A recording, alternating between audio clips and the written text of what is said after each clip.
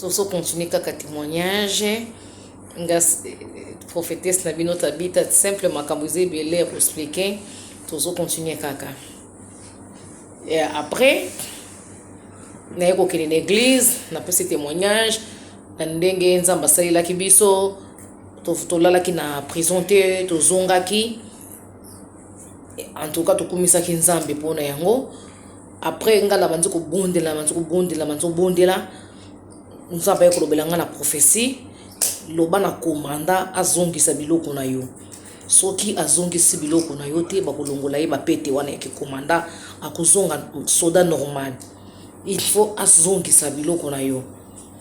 soki nazobenga ye ali koyoka te naye kokomele message nga nayebisi ye nzambe lobi ozongisa biloko na nga soki ozongisi biloko na ngai te bakolongola yo bapete ya komanda. Alors komanda yemoko atelemi aketi bisika o ba fiscalisation bakangaki biloko la kakekuna bafungula biloko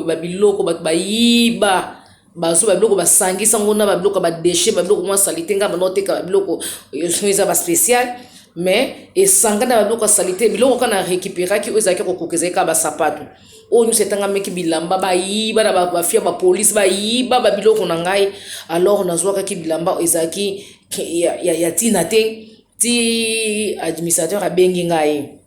yakine expliquer lobi non il faut convoquer commandant abiso ko zo linga mwasi lingi te okoko sangisa makambo ya musala na makambo ya bolingo te so ndeni yokoke kokanga biloko ya mwasi omonti moso soka keke funda biso na justice kozala problème sérieux mwana mosa tekaka na balabala te atekaka na kati ya lopango il faudra ki bo convoquer ye alakisa ba mikanda na yesoki aza égal to aza égalité soit afuta amende bokoke kosa biloko na été en tout cas ezala ki pasi komanda akokaki kozongisa biloko te ba biloko ba pesa kinga misusu ezaki ba biloko ya ngai biloko na ngate ezaki très compliqué makasi mukolo mususu nazangi na ndako na lamuki na bina kende kotoka mai na se na kitina toka mai na se lea kaka na fungoli bolezo mama loponga zo matalikolo la zo matalikolo so bwa kinanga ba jeton akepa ya fia na oya mutakwiti o ba nola ndanga ke na BBC libala na ye mbala moko le kaka na toki mena matamino kaka motema kak ai na komo yona matabu na so kokate mbala moko mama loponga kwenda ambi na lopangu na ngai te ngana yebe loko moko te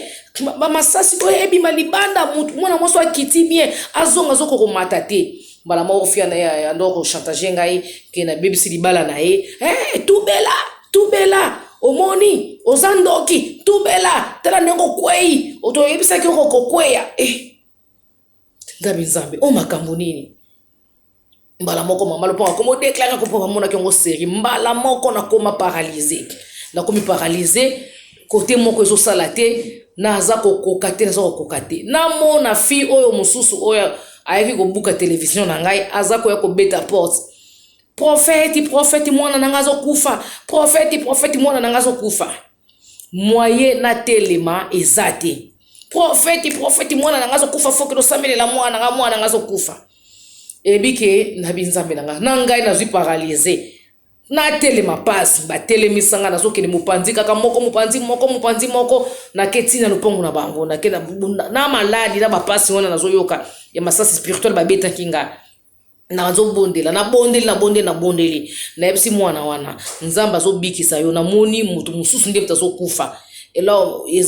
eza yote eza na mutu mususu mbala moko na bondelie fièvre kiti baye kozongisa nga kaka ya komemanga mopanzi moko bazomema mopanzi moko na koti na ndako na kangaki ndako na fungola te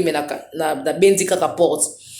na bandobenga pasteur pasteur azo yamba te banda bandobenga pasteur azo yamba te banda bandobenga pasteur azo yamba te ngabi o nga moko pasteur nazobenga pasteur azo yamba te na banzuko bondela Isaïe 57 Isaïe 54 chapitre 17 aramenyo soko beta ngeko bimalinga langue no soko tema la justice ko sala contenir condamné na banzuko sambela tine ko mona ba yeko beta porte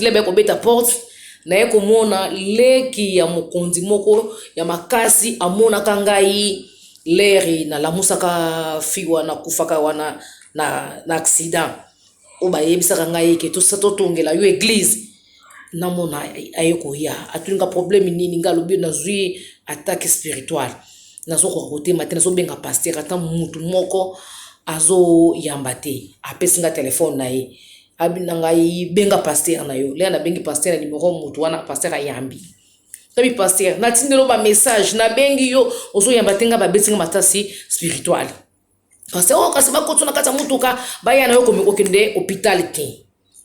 bala moko po ba meminga na tina nazo bima pe bona zui taxi ke me matindi boso ya église le ke meminga le boso ya église bakoti singa nazo kokate paralysé na komi paralysé côté moko kaka ezo sala côté mozo sala te pasi no ka pasi nazo lela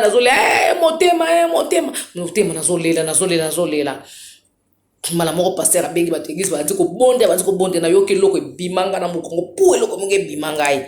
le loko bimingai na yoko zonga na ndako le na yoko zonga na moni mama luponga komo sunga na ba misala aya abongiselinga biloko ya kolia aya abongiselinga maya ko après 3 jours na yoko telema le na yoko telema mwana mwasi wana ayoko yoka soni ayoko soka yoka sopo bango balbaki na koi na kokufa na komi paralysé mais nzambe ya balongi alongisaki ngai na telema ki na nguya ya nzambe alors nazo suka awa lelo